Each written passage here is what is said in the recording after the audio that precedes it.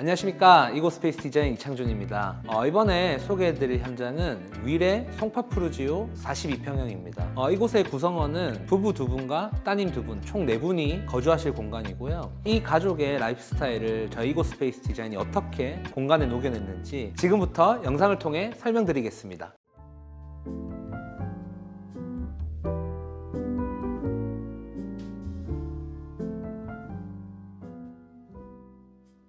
이곳은 현관입니다. 좌측은 신발장과 팬트리장을 함께 구성을 했습니다. 신발뿐 아니라 부피가 있는 짐까지 수납이 가능할 수 있도록 깊이를 조금 확보를 했고요. 반대편에는 벤치와 이제 수납장을 설정을 하면서 수납을 하실 수 있도록 만들어 드렸습니다. 그리고 옆에 보이는 이 거울 도어는 이제 안쪽에는 이제 분전함이 있고 정면에는 이제 문을 이제 거울 도어로 만들어서 외출 전 자연스럽게 매모새를 확인할 수 있도록 디테일을 더해봤습니다. 중문 같은 경우는 자동 슬라이딩 도어로 시공을 했고 프레임이 없는 통유리로 시공을 했습니다. 시야가 막히지 않도록 개방감을 우선으로 두었고요. 그리고 이제 정면에는 고객님께서 소장하고 계신 항아리가 가장 먼저 보이도록 장식장을 계획했습니다. 집에 들어오는 순간부터 이 공간의 성격이 느껴지도록 의도한 부분이라고 보시면 됩니다.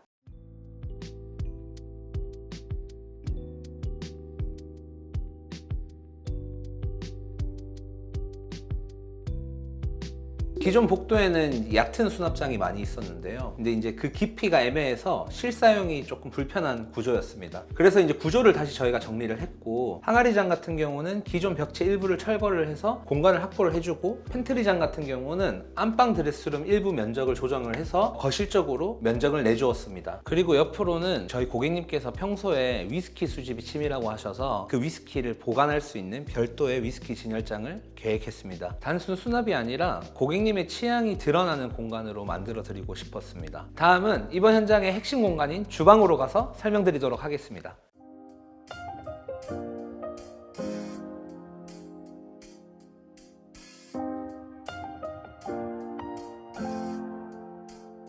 기존에는 기역자 주방 구조에 냉장고가 벽면에 붙어 있었고 작은 아일랜드와 식탁이 분리되어 있었습니다. 저희는 주방의 중심을 이제 다시 잡는 데 집중을 조금 했고요. 가장 중요하게 생각한 건 동선과 시선의 방향이었습니다. 아일랜드는 단순 조리대가 아니라 다이닝과 자연스럽게 연결되는 구조로 계획을 했고요. 메인 아일랜드 같은 경우는 3200 사이즈로 넉넉하게 확보를 했고, 그 옆으로는 다크스톤 세라믹으로 한 단을 낮춘 디자인으로 공간이 가벼워 보이지 않도록 중심을 잡아주면서 주방 전체의 고급스러운 기준점이 되도록 계획을 해봤습니다. 뒤쪽 키 큰 장 같은 경우는 채도를 낮춘 패브릭 그레이톤 가구로 구성을 해서 공간에서 과하게 튀지 않으면서 안정적인 배경이 될 수 있도록 구성을 해봤습니다. 아일랜드의 묵직한 스톤과 자연스럽게 균형을 이루면서 전체적인 주방 분위기가 차분하면서 또한 고급스럽게 정리될 수 있도록 연출을 해봤습니다. 오븐과 밥솥장은 동선을 고려해 끝쪽으로 배치를 해주었고요. 제가 항상 말씀드리는 것처럼 밥솥장은 증기 그리고 이제 사용 빈도를 고려해서 가장 합리적인 위치에 두는 것이 가장 중요하다고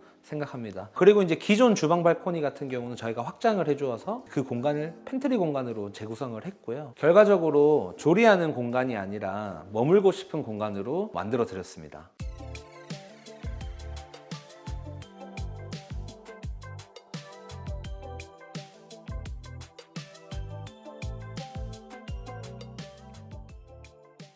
거실 같은 경우는 전체적인 면의 완성도를 높이는 방향으로 설계를 해봤습니다. TV 같은 경우는 반매립으로 정리를 했고, 하부는 통석으로 마감을 해서 사운드바를 올릴 수 있는 공간을 만들어 드렸습니다. 옆에는 고객님께서 소장하신 피규어를 위한 이제 유리 선반을 저희가 따로 배치를 해두었고요. 소파 뒤쪽은 기존에는 이제 발코니 공간이었는데 이쪽에서 보이는 이제 호수공원 뷰가 굉장히 좋은 위치였습니다. 그래서 이제 저희가 발코니를 확장을 해주고 시스템 창으로 교체를 해서 뷰를 최대한 살리는 방향으로 설계를 했습니다. 그리고 고객님께서 이제 닌텐도라든지 플레이스테이션 이런 게임 기기들이 있다고 하셔가지고 TV 옆에 두는 것이 아니라 이쪽 하부장에 둘 수 있도록 설계를 했습니다. 그래서 사전에 HDMI를 이제 길게 연장을 해서 이쪽으로 설치를 할 수 있도록 만들어 드렸고요.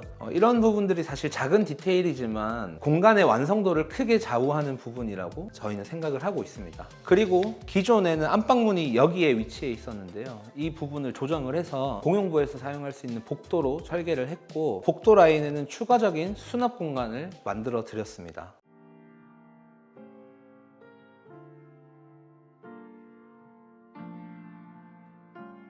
이 공간은 특히 이제 고객님의 라이프 스타일을 많이 반영한 공간입니다. 따님과 아내분이 이제 동시에 준비하는 경우가 많다고 하셔가지고 긴 화장대가 필요하다고 판단을 해서 그렇게 설계를 했습니다. 안방 팬트리 일부 공간을 조정을 해주고 그러면서 이제 파우더 공간을 조금 확장을 해주었고요. 한쪽은 앉아서 드라이를 할 수 있도록 무릎 공간을 확보를 해주고 다른 한쪽은 서서 화장을 하실 수 있도록 설계를 했습니다.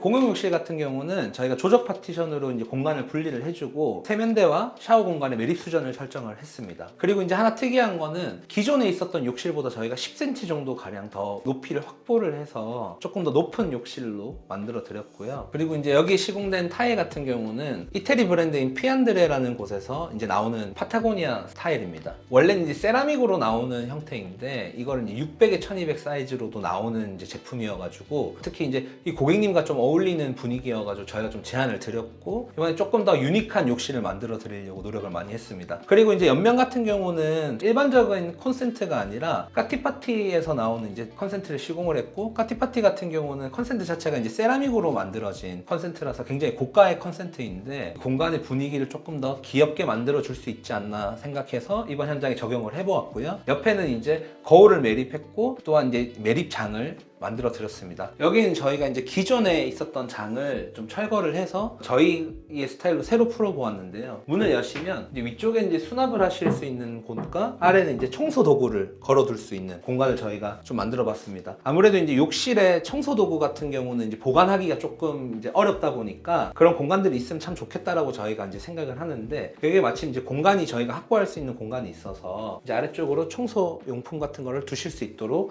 그리고 이제 하부에는 물 청소를 편하게 하실 수 있도록 위에는 장을 좀 띄어서 제작을 해봤습니다.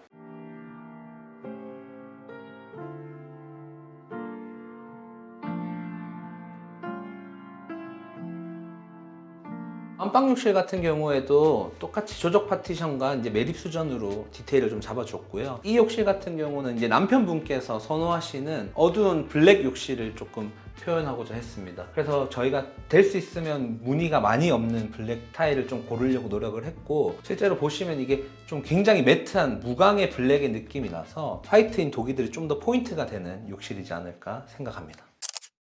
자, 이번 영상 어떻게 보셨나요? 이번 프로젝트는 작년 7월부터 미팅을 시작을 해서 명절 이후에 마감을 한 현장입니다. 수많은 미팅을 통해서 이제 단순히 예쁜 공간이 아니라 이 가족분들에게 정말 맞는 공간이 무엇인지 계속 고민을 했었던 것 같습니다. 저는 이제 인테리어가 디자이너 혼자 만드는 결과물이라고 생각하지는 않고요. 고객님의 취향과 생활 방식 그리고 그 공간에서의 미래를 함께 그려가는 과정이 이제 인테리어가 아닐까 생각을 합니다. 긴 시간 동안 함께 고민해주신 저희 고객님에게 감사 인사드리며 앞으로도 공간의 진심을 담는 이고스페이스 디자인이 되겠습니다. 감사합니다. 이고스페이스 디자인 이창준이었습니다.